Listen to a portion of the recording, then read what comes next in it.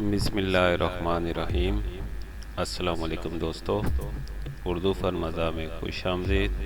برائے مہربانی چینل کو سبسکرائب کیجیے۔ الطاف حسین کی گرفتاری پر کراچی میں ایسا رد عمل ہوگا کسی نے سوچا بھی نہ ہوگا۔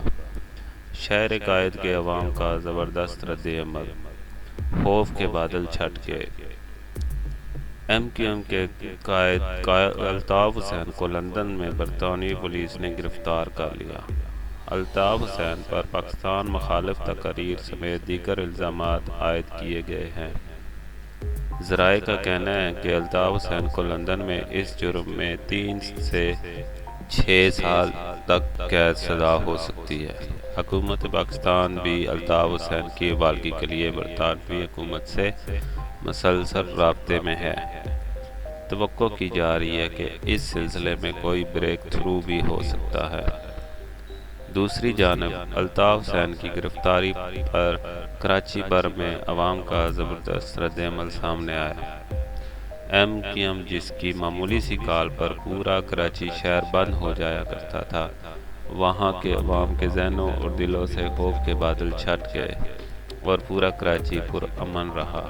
نہ تو سڑکوں پر ٹائر جلائے گئے اور نہ ہی الطاف حسین کی گرفتاری پر احتجاج کرنے کے لیے کوئی باہر نکلا۔